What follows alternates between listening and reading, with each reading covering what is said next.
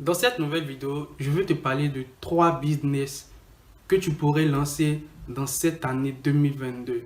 Alors, reste jusqu'à la fin de cette vidéo afin de pouvoir les connaître.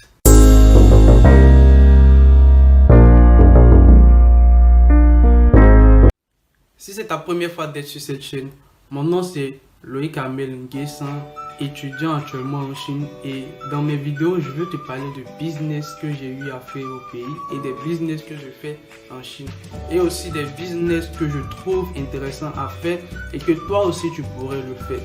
Alors si ce sont des thématiques qui t'intéressent, reste jusqu'à la fin de cette vidéo et aussi commente, partage cette vidéo afin que d'autres personnes puissent la voir et se lancer aussi dans le business. Parce que étant étudiant, nous avons le devoir, nous avons le droit de pouvoir aussi être indépendant financièrement. Alors, je t'ai disant que aujourd'hui, je vais te parler de 3 business. Et ces 3 business, sûrement que tu le fais actuellement et sûrement que tu as en tête de le faire. Le premier business, c'est l'agriculture.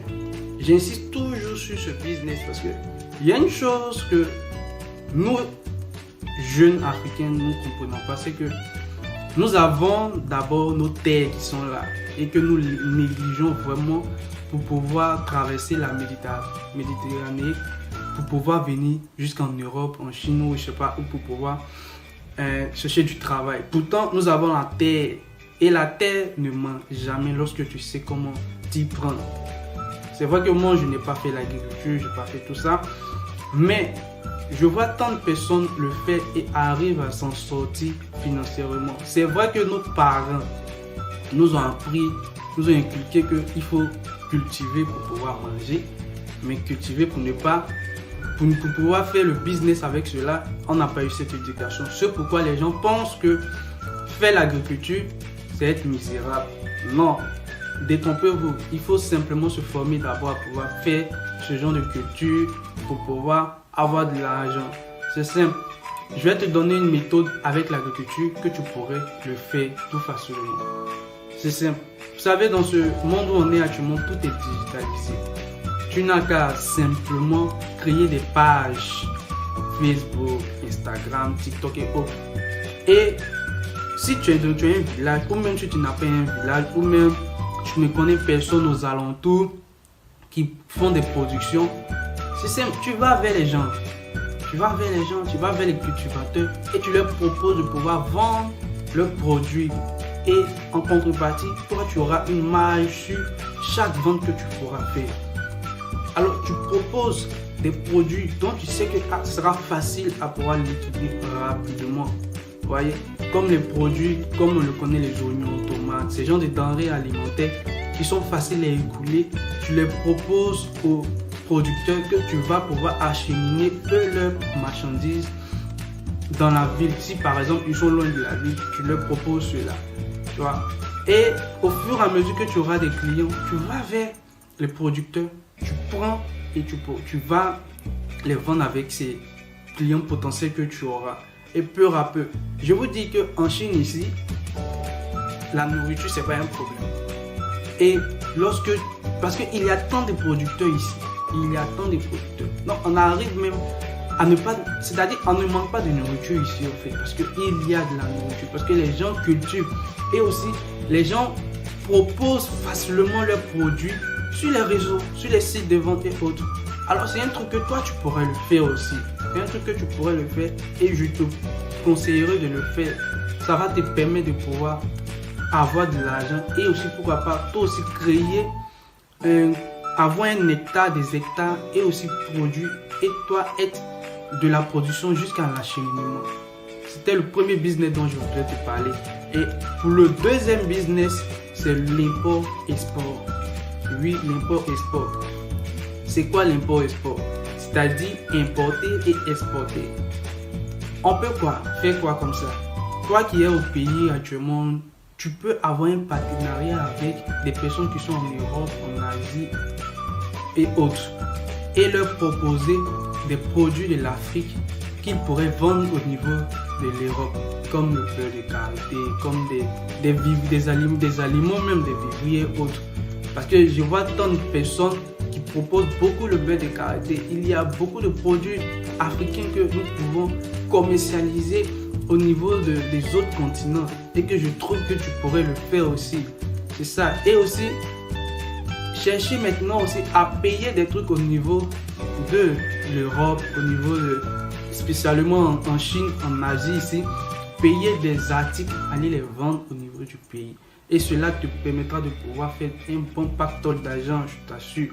Parce que moi, je fais le business de l'exportation, c'est-à-dire je paye des articles ici et j'envoie au niveau du pays pour pouvoir les faire vendre. Et j'arrive à m'en sortir avec 50% sur un article, c'est-à-dire si je vends un article, je paye un article ici à 4 000 francs, je peux aller vendre ça là-bas à 6 000, 6 500. J'ai mon bénéfice, vous voyez. Ou bien même je peux avoir 100% de bénéfice dessus, vous voyez. C'est un business aussi rentable et je vois tant de personnes le faire. Mais aussi, moi je m'adresse aux étudiants. C'est un business concrètement facile à le faire lorsque tu sais, lorsque tu as un entourage de personnes compétentes et de confiance pour pouvoir le faire. Parce que c'est ça, pour pouvoir liquider tes projets au pays, il faut vraiment avoir quelqu'un de dynamique et aussi de confiance pour pouvoir le faire. Vice versa. La personne qui sera en Europe ou en Asie, la personne qui sera au pays, en Afrique, là-bas, il faut une confiance et la dynamique et aussi être persévérant parce que c'est vraiment pas facile. C'est vraiment pas facile avec les clients aussi qui prennent les trucs en crédit et vraiment ça fait ralentir aussi le business. Alors ça c'était le deuxième business dont je voulais te parler. Le troisième business que je voulais te parler c'est le freelancing. Oui, le freelancing. Qu'est-ce que c'est le freelancing? C'est-à-dire, c'est de proposer tes services à certaines personnes. Si tu as une compétence, pouvoir le proposer. Ou ça, au niveau des réseaux sociaux ou même de bouche-oreille. C'est-à-dire, tout le monde dans ce monde a au moins quelque chose qui sait faire. Même s'il a ses biceps développés pour pouvoir soulever des trucs, c'est une compétence. Tout le monde a une compétence et cette compétence, ça peut te permettre de pouvoir gagner un pactole d'argent. Alors, n'oublie pas, lorsque tu veux faire ce genre de business, c'est-à-dire le freelancing, tu dois d'abord te mettre dans le digital, c'est-à-dire aller sur les réseaux sociaux et proposer, créer tes pages, proposer tes services aux gens. Si tu sais faire, par exemple, moi je fais le bâtiment ici. Si je sais, comment on dit ça, utiliser des logiciels pour pouvoir bâtir une maison, pour pouvoir dessiner une maison, je propose à certaines personnes qui veulent construire leur maison que je peux dessiner une maison en fonction de votre goût et en contrepartie, lorsque je finis de dessiner, lorsque vous êtes satisfait, vous me payez pour cela et le reste, ça c'est vous qui savez comment vous allez gérer pour pouvoir construire ça là-bas. Et c'est un peu ça. Ou même si il y a des personnes, je peux vous dire, qui sont vraiment paresseuses et qui ne veulent pas faire, par exemple, leurs devoirs de maison et autres.